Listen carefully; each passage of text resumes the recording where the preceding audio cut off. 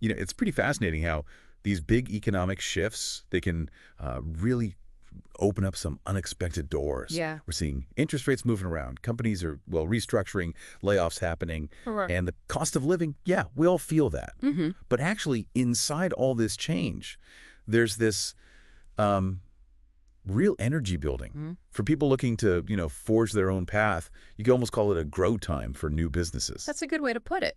And that leads us right into today's deep dive. Franchising. Mm-hmm. It's a business model, right?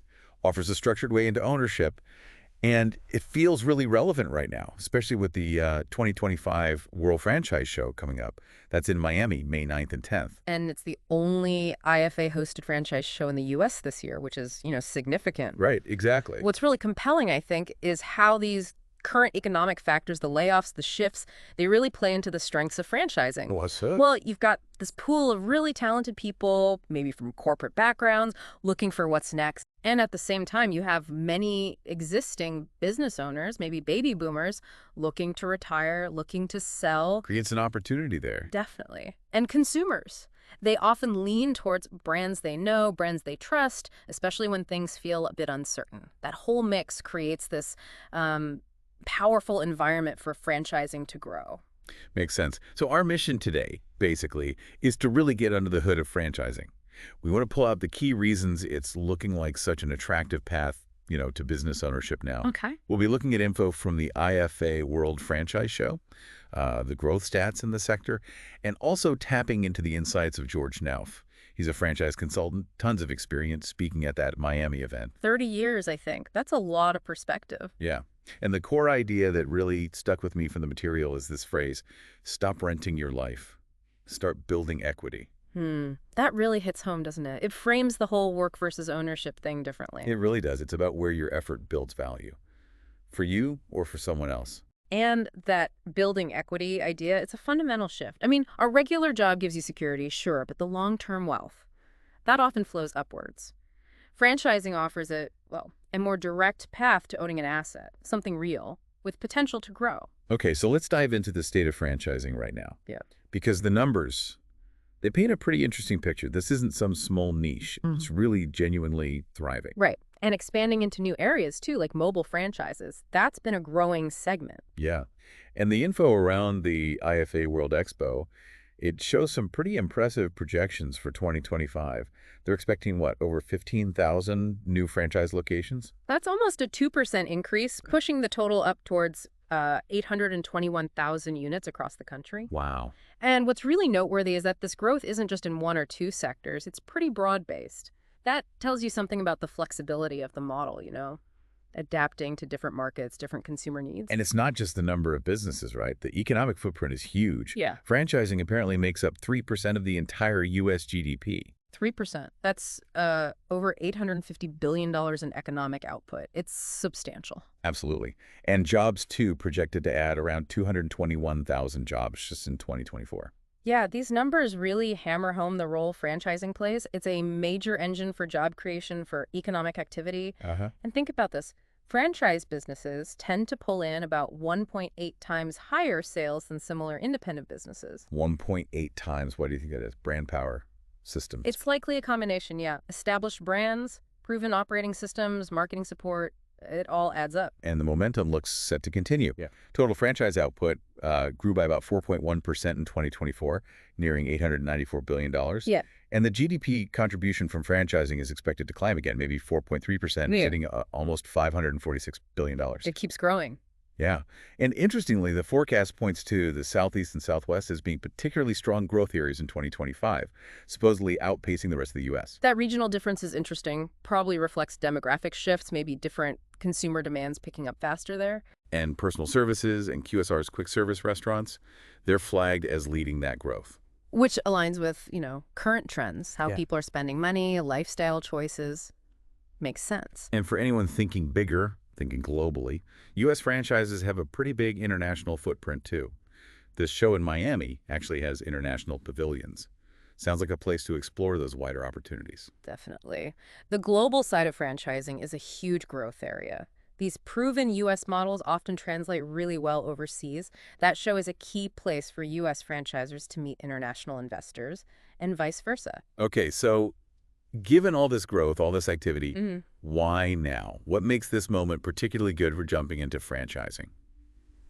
Our sources point to a few key things happening in the market. Right. We already touched on the corporate changes, the layoffs freeing up experienced people, and the baby boomers looking to sell their existing businesses. Yeah, those are big ones. That available talent pool from the corporate world, they bring skills, management experience, stuff that's directly useful in running a franchise. And the boomer transition, well, that creates potential acquisition opportunities, buying into something already established. Plus, there's this expectation, maybe hope, of interest rates possibly coming down later, which would make getting funding a bit easier. Could definitely make borrowing cheaper, yeah. Stimulate more investment. And we can't forget the brand power thing. Consumers often stick with names they know, right? Especially now. That's a built-in advantage for a franchisee. That pre-existing trust, Yeah. it's huge. In a crowded market, a known brand is a massive head start. Cuts through the noise. Here's something that really caught my eye. The idea that smart money is moving into franchising. We're talking investors, private equity, even former execs. Uh-huh. And the reason, according to the sources, is because that core infrastructure is already built. The brand's there, the systems work. It's seen as maybe less risky, more about execution. Exactly. Sophisticated investors, they see the efficiencies, they see the lower risk compared to, say, a ground-up startup. A lot of the initial heavy lifting, the trial and error, it's already done. The model's often proven. Which really drives home the point, doesn't it? You don't always need a revolutionary idea to own a successful business. No, not at all. Franchising gives you something maybe even more valuable for many people, Oh. a proven model. Mm-hmm. I mean, think about it. You get the brand name, Recognizable, yeah. the training programs, predictable systems for how things run, the vendor relationships are often set up. You get marketing playbooks, technology. Yeah. It's all part of the deal. That's the core advantage. It's less about invention, more about implementation. Taking a successful blueprint and running with it, putting in your own hard work and dedication. And the examples we saw were pretty inspiring. People from all sorts of backgrounds making it work, like someone from big tech now running fitness franchises, a military vet using their skills in logistics, a mom building a home services business to like really high revenues fast. Yeah, these stories show it's accessible. It's not about having some magic business idea locked away. Success often comes down to good execution, commitment, and really using the support the franchisor provides. Okay, so if someone's listening and thinking, all right, this sounds interesting, but how do I actually navigate this world? That's where someone like George Knaff comes in. The franchise consultant. Exactly. He's speaking at the IFA Expo, 30 years of experience. And it sounds like having a guide like that can be, well, crucial, whether you're brand new to this or even if you already own units and want to grow. Absolutely critical. I Mhm. mean, just think about the sheer number of options. Over 4,000 franchise brands out there, apparently. Yeah.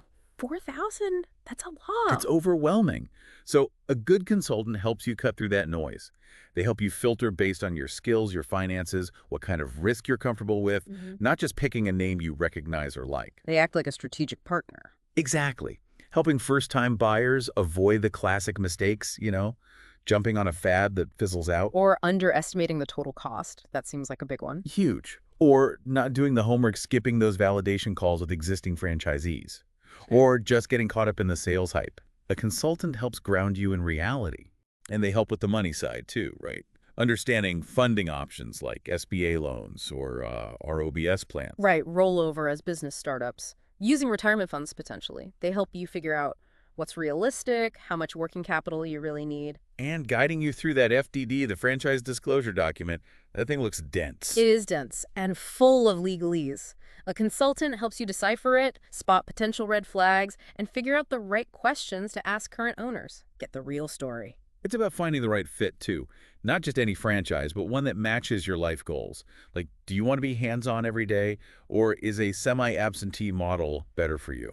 Precisely. Aligning the business model with your personal and financial aims. Now, for people already in franchising, maybe owning multiple units. Yeah. How does a consultant help them? Well, the focus shifts to smart growth. Identifying the right opportunities. Is it more units of the same brand? Diversifying into something else? Maybe acquiring another existing franchisee? Ah, okay. More strategic decisions. Exactly. They might help navigate bigger plays too, like national account deals or master franchise rights, stuff that unlocks major expansion. And just managing a bigger operation, I imagine. Keeping things efficient across multiple locations. Yeah, optimizing systems, training, tech, keeping it profitable as it scales. And importantly, thinking about the long game, the exit strategy, Right. How to eventually sell or transition the business for maximum value. whether that's selling to PE, family, whatever. An experienced consultant brings that long-term view. You know, the sources really made a point of distinguishing between an expert consultant, like Nauf, and maybe a more transaction-focused broker. That's a really important distinction. It sounds like a consultant is focused on your success, offering unbiased advice across lots of brands. Right. Their goal is your long-term success. Whereas a broker might be more about closing the deal, maybe pushing certain brands where they have, I don't know, better incentives. Potentially, yes. A true consultant puts your interests first. They're objective. They understand the whole ecosystem. The example they gave, buyer A with a broker versus buyer B with a consultant. Yeah, the outcomes were starkly different. One struggled, one thrived. It really illustrates the value of getting the right kind of guidance. Okay, so bringing this all together, Okay. the big takeaway seems to be, yes, franchising can absolutely be a solid path to building wealth, building that equity we talked about, achieving those entrepreneurial dreams. But it needs a smart strategy. It needs real diligent research. Due diligence is key. Absolutely. It's not a passive investment. Right. And for anyone really thinking about this, whether starting out or scaling up, connecting with an experienced consultant sounds like it could be the difference maker. Avoiding those costly mistakes, making informed choices based on data, not just gut feelings. It helps you navigate the complexities. And that IFA World Franchise Show in Miami, that sounds like ground zero for gathering info, seeing brands, networking, hearing from people like George Nauf directly. Keynotes, panels, workshops, the whole deal. Yeah, attending something like that is a really tangible next step if you're curious. It's a concentrated dose of information, connections, exposure to what's really out there. Covers all the bases, really. So as we wrap up this deep dive, it's clear franchising offers a compelling alternative, especially now. Building equity, taking control. Maybe the final thought, kind of inspired by Nauf's message, is for you, listening. What's really holding you back from exploring business ownership? Good question to ponder. Could now be the time to look seriously at a proven path like this? It comes back to that inner game, doesn't it? Building the things no one can take away: your skills, your resilience, your equity. Well said. And hey, if this chat sparked something, that IFA World Franchise Show, May 9th and 10th, Miami seems like a pretty place to explore that spark further.